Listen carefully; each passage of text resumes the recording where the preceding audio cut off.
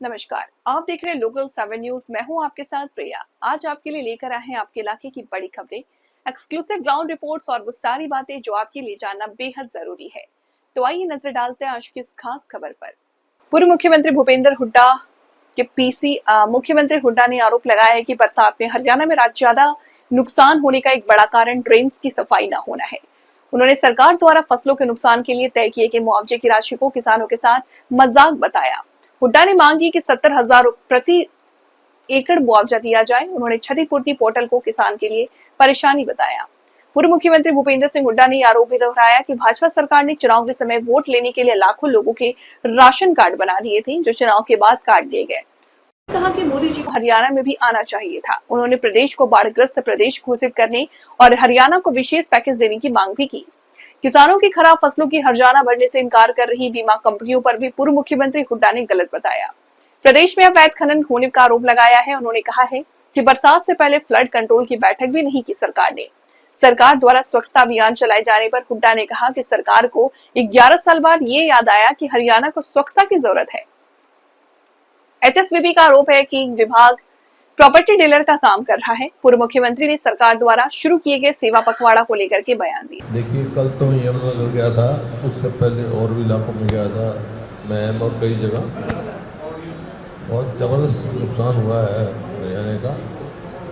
और कल यमुनानगर गया तो वहाँ यमुना के साथ साथ जितने गांव हैं उनके तो कई होंगे तो पूरी 50-50, 100 एकड़ ज़मीन बह गई, पॉपुलर समेत ज़मीनें बह गई। बड़ा भारी नुकसान हुआ है, इसमें कोई दो राय नहीं। पूरे हरियाणा में कोई 6,000 के करीब गाँवों के नुकसान हुआ और 18 लाख एकड़ का इफेक्ट हुआ। ये इन्होंने दिया है और 4 लाख से ज़्यादा किसानों ने ये क्षतिपूर्ति में डाला है। लेकिन असली नुकसान और भी ज़्यादा है। जैसे यमुनानगर का, जैसे मैंने बताया, कल काफ़ी लोगों को परेशानी थी। वहाँ कईयों के डंगर बह गए, मतलब मकान गिर गए, फसल गई। इसी प्रकार से जैसे और जगह भी कारण ये है कि ड्रेनों की सफाई नहीं हुई। वहाँ मैं गया था, मैं ड्रेन में कीकर पैदा हुई है। अब कीकर जम जाएगी उसमें तो आगे पानी कैसे जाएगा। ना लेवलिंग हुई, ना सफाई हुई। अब इसमें जो है 11 शहर इफेक्टेड हैं, हरियाणा के 72 कस्बे और 6,000 से ज़्यादा गांव। और कंपनसेशन जो सरकार ने दिया है वो किसान को 7,000 से लेके 15,000 रुपये प्रति एकड़। एक किस्म से किसान के साथ मजाक किया गया है कि 30-35 हज़ार तो उसकी शुरू में खर्चा आ जाता है, जहाँ 60 से 70,000 रुपये एकड़ ठेके पर उठती है जमीन, उसको आप 7,000 रुपये दे रहे हो। मैंने ये कहा कि कम से कम 60 से 70,000 रुपया प्रति एकड़ मिलना चाहिए। और जो मकान गिरे हैं उनका मकानों का, जानवरों का, जो जानवर बहे हैं, पूरा करना चाहिए। अरे क्षतिपूर्ति पोर्टल क्या है भाई, ये मेरी समझ से बाहर है। तो एक और पहले परेशान है और परेशानी भी डाल रहे हैं किसानों को। मेरे समझ में नहीं आता, जब किसान पराली चलती है किसान की तो सैटेलाइट से पता लग जाता है, धुआं उठते ही, और उसका चालान किया जाता है। अब इतना भारी है तो ये सैटेलाइट से पानी नहीं दिखता क्या? स्पेशल गिरदावरी कराओ। कई जगह मेरे को खबर मिली है कि पटवारी ने, तहसीलदार ने ये रिपोर्ट भेज दी सरकार को कि गांव में 100% नुकसान है, उसमें भी कहेंगे क्षतिपूर्ति भरो। ये समझ में नहीं आया। तुरंत पहले भी इस किस्म में नुकसान हुए हैं, फ्लड आया है, 95 में आया, उसी टाइम स्पेशल गिरदावरी की गई, मकानों का कंपनसेशन दिया गया और दुकानों का कंपनसेशन दिया गया और कैश जो है कंपनसेशन वहाँ दिया गया। अभी समझ में नहीं आता किस चक्कर में डाल रखा है। ये हर बार ये ऐसे ही करते हैं जैसे चुनाव से पहले तो राशन कार्ड बना दिए ए वाई और बीपीएल के, जो 20-21 में जो है सारे मिला के, दोनों के मिला के 11 लाख होंगे राशन कार्ड फैमिली परिवार के, और कुल लाभार्थी जो हैं वो 50 लाख के करीब होंगे, 52 लाख होंगे। अब चुनाव आया तो वो कितने लाख हो गए, 52 लाख तो राशन कार्ड बना दिए, लाभार्थी 2 करोड़ 13 लाख रुपए, 13 लाख सॉरी, और अब लाखों काट दिए, 11 लाख राशन कार्ड दिए, बनाए क्यों? ये पोर्टल बोला, पोर्टल पे चलाया क्यों? लेकिन वो सिर्फ एक चुनाव में एक किस्म से वोट लेने का, वोट चोरी करने का एक हथियार ये भी है।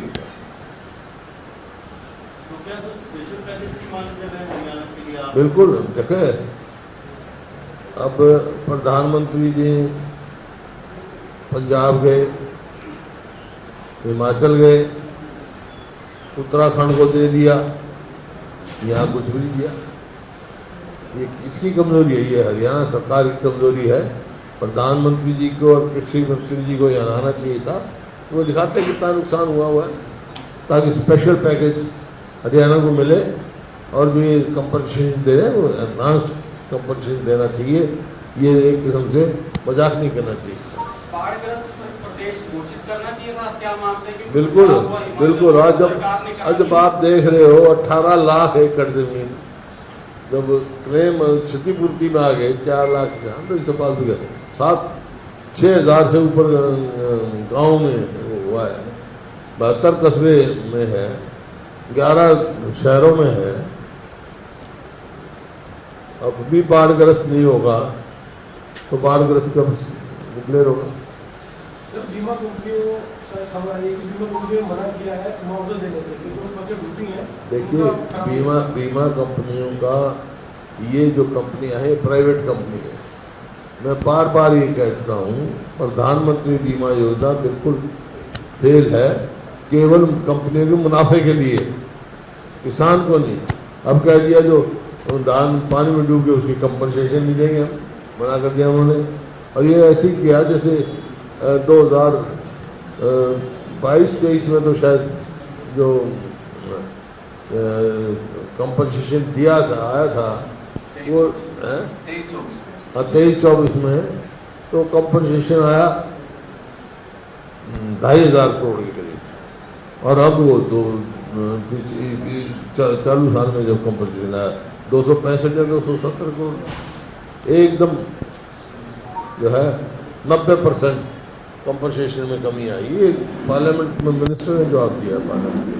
ये जो सरकार ने बाढ़ को या बाढ़ के बाद उठाई गई है, सरकार ने जो बाढ़ से पहले या बाद में जो बाढ़ आने के बाद जो उस इलाके में काम किया है वो किया है? पहले जो करना चाहिए था नहीं किया, और अब बाद में सुस्त काम किया है। अब पहले करना चाहिए था, अगर इलीगल माइनिंग रोक देते तो ये यमुना साइड के साथ भी नहीं आता, और अंदर जो पानी है वो ड्रेन पहले साफ कर देते और सब सीवरेज शहरों का साफ कर देते तो नहीं होता। लेकिन कोई कदम नहीं उठाए गए। यहाँ तक कि इस सरकार ने, मौजूदा सरकार ने सदा जो है बारिश के मौसम से पहले फ्लड कंट्रोल की मीटिंग होती है, अब तो फ्लड कंट्रोल की मीटिंग नहीं करी, तो क्या क्या कदम उठाएंगे भाई? ये संबंधित मंत्री कहते हैं कि जो ये खनन कोई अवैध नहीं हो रहा, और जो ज्यादा बरसात हिमाचल में है उसकी वजह से बाढ़ आ रही है, कोई खनन की वजह से। ऐसा है, खनन नहीं है तो हाईकोर्ट कह रहा है 100 फुट तक खोद दिया, 3 फुट जो सतह होनी चाहिए वो 100 फुट तक खोद दिया, और अवैध खनन क्या होता है भाई? हाईकोर्ट पूछेगा, सुप्रीम कोर्ट बताना गया, नेशनल ग्रीन ट्रिब्यूनल बता देना गया, सब कह रहे हैं अवैध खनन है, खुला अवैध खनन है। सर, इसके अलावा एक सवाल है, मुख्यमंत्री ने गुरुग्राम से स्वच्छता अभियान शुरू किया है, मुख्यमंत्री ने गुरुग्राम से स्वच्छता अभियान शुरू किया है, और साथ साथ नगर निगमों की तरफ से भी एक नोटिस जारी किया गया है कि तमाम जो प्लाटों पे कूड़ा पड़ा है वो प्लाट धारक उसको साफ कराए, नहीं तो उन पर पेनल्टी लगाई जाएगी। कैसे देखते सर? ये देख रहे हैं 11 साल के बाद इनको दिखा है कि अब हरियाणा जो है स्वच्छ नहीं है, 11 साल के बाद नज़र आया। और जो प्लॉटों की बात कह रहे हो, मतलब अब ऐसा स्थिति कर दी है कि जो ये हुड्डा का नाम बदल के क्या कर दिया है, HSVP, वो प्रॉपर्टी डीलर बने, खुद प्रॉपर्टी डीलर बन रहे हैं, समझ से बाहर है। गरीब आदमी तो वैसे ही पहले बाहर कर दिया। ये जो बना था, हुड्डा पहले बना था, वो नो प्रॉफिट नो लॉस के लिए बना था, और इसलिए बना था कि मिडिल क्लास को, गरीब आदमी को उचित रेट पे प्लॉट मिल जाए और फिर इलीगल कॉलोनाइजेशन ना हो। ये अब ये मुनाफाखोरी में चले, मतलब लॉटरी से निकालते थे, वो सिस्टम ही बंद कर दिया। ऑक्शन करते हैं, ऑक्शन सिर्फ प्रॉपर्टी डीलर लेते हैं, वो भी अगर 40 प्लॉट हैं, 7 की एक बार करेंगे, 8 की एक बार करेंगे, 5 की एक बार करेंगे, ताकि वो नंबर ना पड़े ऑक्शन के लिए। और वो इतने महंगे दे रहे हैं। अभी बैठे थे पंचकुला का, वो बता रहा था 200 गज का जो 25,000 रुपये कभी लिया था प्लॉट, वो 4.5 करोड़ का है। तो इतने महंगे हैं, आम आदमी के उससे पहुँच से बाहर है। इसी प्रकार से जो ये काम कर रहे हैं, भाई ढेर तो गंदगी के लगवा दिए तुमने, साफ करे नहीं, प्लॉट होल्डर को जुर्माना की बात कह रहे हैं। अब एक नया फैसला लिया कि जिसमें HSVP है, वो जो प्लॉट खरीदने बेचने वाला है उसकी मध्यस्थता भी करेगा और उसमें कमीशन लेगा। कहा था मैं प्रॉपर्टी डीलर पर गया, अभी तो कहा था यार, सुनता था नहीं, दोबारा वही सवाल पूछे इस बात को। अभी तो 1 मिनट पहले मैंने कहा था, यही मैं कह रहा था, प्रॉपर्टी डीलर बन गई। मकसद तो ये था कि गरीब आदमी को, मिडिल क्लास को प्लॉट मिले, इस मकसद से बना था। पहले हुड्डा के नाम से था, अब ये उसके नाम से हो गया। हुड्डा का नाम तो बदल दिया क्योंकि उनको लगा भाई ये हर जगह मेरा ही नाम आ रहा है। तो उनको ये नहीं पता तो ये हरियाणा अर्बन डेवलपमेंट अथॉरिटी से थे, HUDA, मैं HWDA, मैं तो हरियाणा ओवरऑल डेवलपमेंट अथॉरिटी हूँ। सर सेवा पखवाड़ा भी शुरू करा है सरकार ने, अब सेवा पखवाड़ा भी शुरू करा है, सारे डिपार्टमेंट जो है सेवा में जुट गए हैं। तो देश की जनता की और सारे जो काम रुके हुए थे या उनको सुचारू रूप से तेजी लाए, तो इसका सेवा पखवाड़ा नाम लेके काम।